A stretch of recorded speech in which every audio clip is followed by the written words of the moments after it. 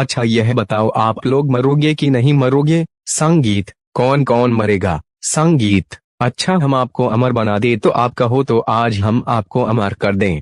बना दे। किस किस को अमर होना है? संगीत, चलो होना सबको है। मैं यह बोल नहीं पा रही है। अमर होना है आपको?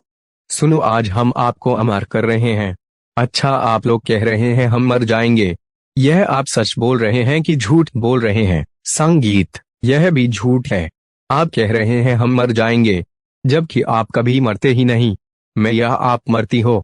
आपने कहा है हम मर जाएंगे। कौन मरता है? कौन मरता है? आत्मा मरती है कि शरीर? आत्मा मरती है। आत्मा कभी नहीं मरती। नमति शस्त्राण नैन दतिपाव का कहा आत्मा मरती है। वास जी पुराने वस्त्र त्याग कर नया वस्त्र धारण करती है, आत्मा नहीं मरती। अब बात करें शरीर की, बताओ शरीर मरता है कि नहीं मरता? संगीत, बोलो मेरी माँ शरीर मरता है। शरीर बना है 5 चीजों से, पृथ्वी जल वायु अग्नि आकाश। कितनी चीजों से मिलकर बना है? 5। शरीर 5 चीजों से मिला। पृथ्वी से मिला। पृथ्वी से बनाना, पृथ्वी जल वायु अग्नि। अच्छा जब आप मरते हो आपकी भाषा में तो आपका पृथ्वी तत्व चिता पर जलते हो ना, तो पृथ्वी तत्व पृथ्वी में मिल जाता है, जल जल में मिल गया, अग्नि अग्नि में मिल गई, आकाश आकाश में और वायु वायु में मिल गई। अब बताओ मरा कौन? भाई 5 चीजों से तो बने थे ना आप लोग, और 5 चीजें 5 में समा गई। बोलो हाँ, घड़ा माटी से बना और टूटा तो माटी का घड़ा माटी में मिल गया। क्या उसे आप यह कह दोगे कि घड़ा मर गया? संगीत, भाई माटी से बना था, माटी में 5 चीजों से शरीर बना था, 5 चीजों में मिल गया। अब मुझे आप लोग समझाओ कि मरा कौन? संगीत, कौन मरा ये भैया बताएंगे? मूछों वाले भैया, बड़ी बड़ी मूछों वाले भैया बताओ। अरे संगीत, कौन मरता है? कौन शरीर का? बोला तो 5 चीजों से मिलकर बना है, 5 में मिल जाएगा। पृथ्वी तत्व पृथ्वी में जल जल में। अब मरा कौन? कौन मरा? मैं एटीट्यूड अभिमान अभिमान घमंड घमंड भी नहीं मरता। संगीत, कौन मरा? घमंड 2 तरह का होता है, एक तो मैं वाला घमंड, वो तो ठीक है, समाप्त हो गया। लेकिन एक अहंकार होता है जिससे आपको आपका ज्ञान होता है। जैसे आपको पता है यह मेरा हाथ है। यदि आपके भीतर देखो 4 चीजें होती है, मन बुद्धि अहंकार, जिसे अंतःकरण चतुष्टय कहते हैं। मन, बोलो मन बुद्धि अहंकार। जिसके अंदर का अहंकार 2 तरह का होता है, एक बैड अहंकार, एक गुण अहंकार। बैक्टीरिया 2 तरह के होते, गुड बैक्टीरिया और बैड बैक्टीरिया।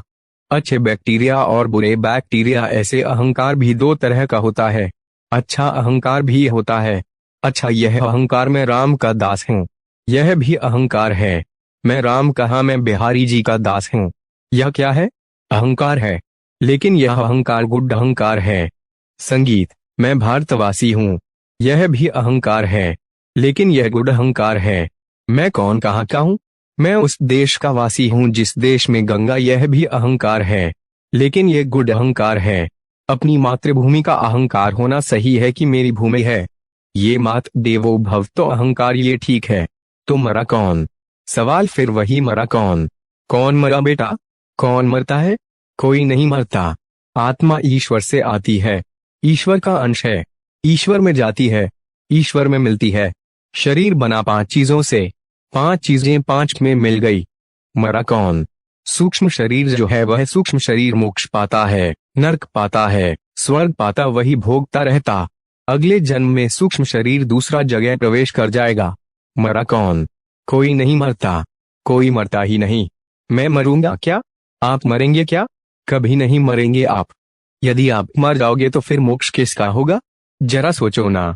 यदि आप मर गए तो मुर्दे का मोक्ष होगा क्या? मोक्ष, मुझे आप लोग क्या चाहते हैं? भगवान मोक्ष दे दो, सद्गति दे दो। भाई सद्गति पाने के लिए भी तो जिंदा रहना पड़ेगा, मुर्दे की क्या सद्गति होगी? बोलो हाँ कि ना। मोक्ष चाहते हो कि नहीं? बोलो हाँ। तो मोक्ष चाहते हो तो मुर्दा मोक्ष पाकर क्या करेगा? वह तो मुर्दा हो गया, मोक्ष तो जीवित को मिलेगा ना। इसलिए मैं कौन हूँ? आप कौन है? आप शरीर नहीं है, क्योंकि शरीर सबका यही जल जाना है। आप शरीर नहीं है, आत्मा ईश्वर का अंश है, आत्मा को सुख दुख नहीं होता। अच्छा ये बताओ, यह नरक कौन जाता है? स्वर्ग कौन जाता है? आप बताओ। संगीत, नरक कौन जाता है? कौन जाता है? कर्म खराब काम नरक जाता है, स्वर्ग जाता है। स्वर्ग कौन जाएगा? अच्छे काम, तो काम नरक जाएगा, स्वर्ग काम। संगीत, कैसे जाएगा? तो काम करने वाला तो चिता में जल गया। वो जो चिता में जल रहा वही तो काम किया था। संगीत, यह नर कौन जाता है बताइए। आप बताओ बगल वाले भैया नर कौन जाता नहीं पता। आप बताओ मैं या पीछे वाले भैया बताएंगे। हमारे बड़ी बड़ी मूंछों वाले कौन जाता है नरक। आपका पड़ोसी जाएगा नहीं। सुनो नर कौन जाता है। शरीर यही जल गया, आत्मा ईश्वर में मिल गई। नर कौन गया। सुनो आपने कभी सपना देखा है। सपने में आप हरिद्वार गए, वृंदावन गए, अयोध्या जी गए।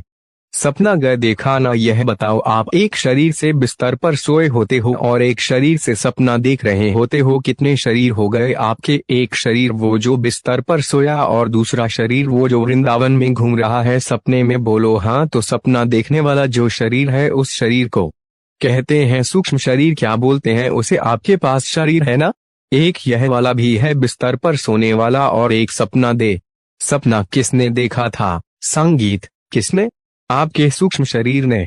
अच्छा, जब सपना आपने देखा था उस समय आपकी आत्मा इस शरीर में थी कि सपने वाले शरीर में थी। आत्मा कहाँ थी। यदि आत्मा सपने वाले में चली जाती तो यह शरीर मर ना जाता, आपकी भाषा में मर जाता। इसका मतलब आत्मा यही रहती है। आत्मा इस शरीर को जब छोड़ती है तो उसी को आप लोग मानते हो मर गया, जबकि जो सपना वाला शरीर है उस शरीर को आत्मा की जरूरत नहीं है। बोलो हाँ। स्वप्न को देखने वाला जो शरीर है उसे आत्मा की जरूरत नहीं है। वे सेल्फ डिपेंड है, आत्मनिर्भर है, क्योंकि आत्मा एक है और आप एक शरीर सोया था कमरे के अंदर और एक घूम रहा था वृंदावन में। तो आत्मा तो या उसमें होती तो यह मर जाता और इसमें है तो वह चल रहा है। इसका मतलब वो सेल्फ डिपेंड है। क्यों। क्योंकि उसमें मन प्रधान है। क्या प्रधान है। सूक्ष्म शरीर बनता है चार चीजों से, मन, बुद्धि, अहंकार। जब आप सपना देखते हो तो वे मन में सोची गई बातें सपने में दिखती हैं। अक्सर सपने में क्या दिखता है। जो आप सोच के सोते हैं सोचा हुआ ही सपने में आता है। मतलब सपना देखने वाला कौन है। मन। बोलो हाँ। सपना देखने वाला कौन है। और उस मन का सपोर्ट कर रही थी उस समय बुद्धि, और बुद्धि का सपोर्ट कर रहा था चित्त, और चित्त का सपोर्ट कर रहा था अहंकार। मतलब इन चारों की मिलीभगत से सपना देखा जाता है और यही चारों इसे कहते हैं सूक्ष्म शरीर।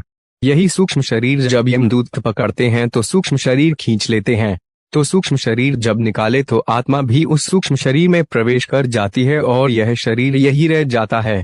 यमदूत उस शरीर को ले जाकर यमराज के सामने पेश करते हैं कि इस जीवात्मा ने इतना पाप किया, इतना पुण्य किया। जो आपने पाप किया वो पाप का दंड नरक में मिलेगा, जो पुण्य किया उसके फल भोगने स्वर्ग में जाओगे। और यह आपके पाप पुण्य वहाँ अलग अलग होते हैं कि आपके माना कि 5 किलो पाप निकले और 2 किलो पुण्य निकले। आपके कितने पुण्य निकलेंगे मैया। आपके कितने पुण्य निकलेंगे। पाप ज्यादा निकलेंगे कि पुण्य मैया। आपके ज्यादा क्या निकलेंगे पाप की पुण्य। पाप काहे करती हो इतना पाप।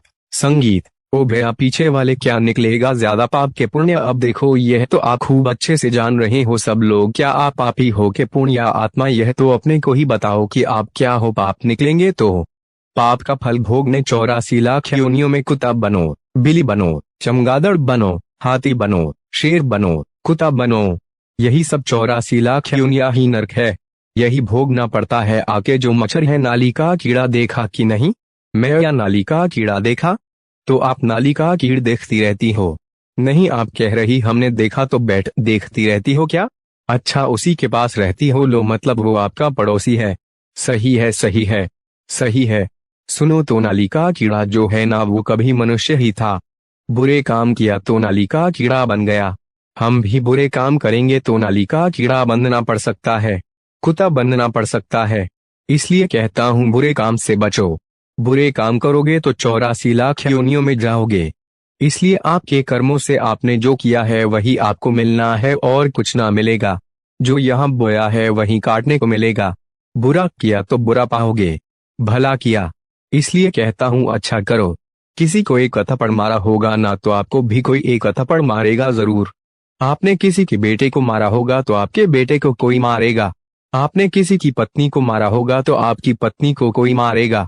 आप किसी स्त्री का घर बिगाड़ोगी कि तेरे पति पर हम डोरे डाल ले तो तुम्हारा भी कोई घर बिगाड़ देगा, है ना।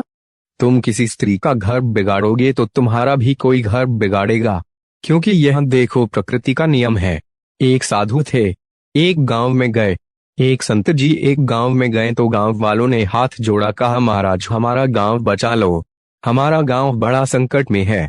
तो संत ने बोला कौन सा संकट आपके गांव में आ गया? बोले हमारे गांव में एक वेश्या आ गई है और वह वेश्या गांव के बच्चों को बिगाड़ रही है। तो संत जी ने कहा ठीक है मैं उस वेश्या को ठीक करता हूँ। तो संत जी ने उस वेश्या के घर के सामने अपनी घास की कुटिया बना ली और साधु जी राम राम कृष्ण राम राम कृष्ण कृष्ण जपने लगे। सीताराम राधे श्याम। अब वो वेश्या, उसके जो ग्राहक आए, उसके जो लोग आए, वे बड़े डिस्टर्ब होने लगे बाबा जी के कीर्तन से। तो एक दिन वेश्या ने अपने यार से कहा कि बाबा की कुटिया जला दो। तो वेश्या के यार तो यार है गए और बाबा की कुटिया में माचिस मार दी। बाबा की कुटिया जल गई, लेकिन जली तो भगवान ने हवा चलाई, पर हवा चली तो आग है। उड़ उड़ के उस वेश्या के घर में भी चली गई। उसका भी घर लकड़ी का था, उसके घर में भी आग लग गई, उसका भी घर जलने लगा। वेश्या दौड़ी दौड़ी आई, बाबा आपने मेरा घर जला दिया। संत ने कहा देख ऐसा नहीं है, तेरे यार ने मेरा घर जलाया तो मेरे यार ने तेरा घर जला दिया।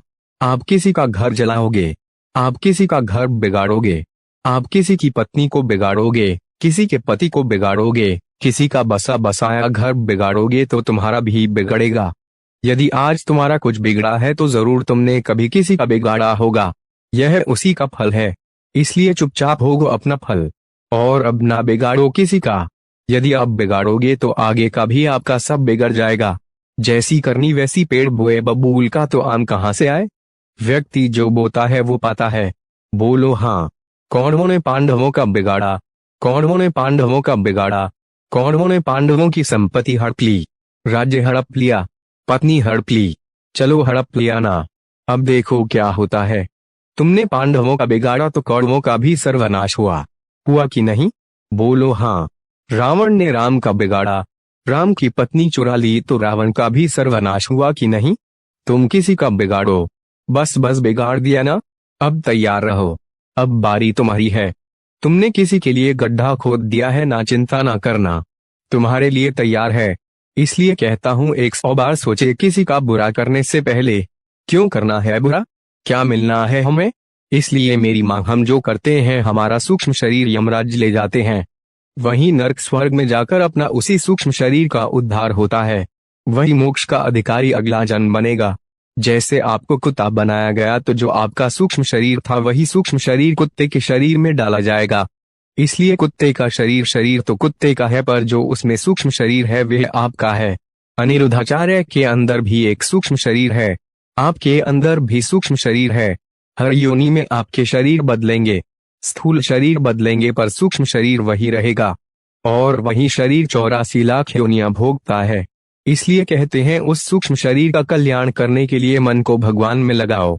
इसलिए कहते हैं शरीर को भगवान में ना लगाओ, मन को भगवान में लगाओ, क्योंकि मन का ही उद्धार होता है, मन की ही दुर्गति होती है। वो सूक्ष्म शरीर जो था, सपना जो देख रहा था, वो कौन था? सूक्ष्म शरीर था, मन था। इसलिए कहते हैं माया मरी ना मन मरा, मर गया शरीर, आशा तृष्णा ना मरी, कह गए दास कबीर। इसलिए अपने मन को निष्काम करो, कोई काम ना। जिसका मन निष्काम है, भगवान में लगा, उसका मन पवित्र होकर वह मोक्ष का अधिकारी हो जाएगा, ईश्वर तक पहुँचे, वरना भटकता रहेगा 84 लाख योनियों में। अब आपके पास दोनों ऑप्शन है, या तो भटकते रहो 84 लाख में गलत काम करके, या फिर सही काम करके अपना कल्याण कर लो। दोनों ऑप्शन आपके पास है, क्या करना है आप चुन लिए अपने लिए। जो चुनेंगे वो आपकी संपत्ति होगी, वो आपका होगा। मैं जो करूंगा वो मुझे मिलना है, आप जो करेंगे वो आपको मिलना है। किसी का कोई बांट नहीं सकता, मेरा आप नहीं ले सकते कर्म, और आपका कर्म मैं नहीं। बाप अपना कर्म बेटे को नहीं दे सकता, बाप अपनी दौलत बांटेगा पर बाप अपना पाप पुण्य नहीं बांट सकता। माँ अपनी संपत्ति बांट देगी पर माँ अपना पाप पुण्य नहीं बांट सकती। सबको अपना अपना भोगना पड़ता है। बोलो हाँ की ना हाँ। इसलिए मेरी माँ संभल के रहो, मेरी माँ बच के रहो, इतने घमंड में, इतने एटीट्यूड में ना घूमो। भगवान सब कुछ देखते हैं, सबका लेखा जोखा किसी के पास हो ना हो, भगवान के पास सबका लेखा जोखा है। हाय या ना? आइस मिलती जुलती स्टोरी लिखो।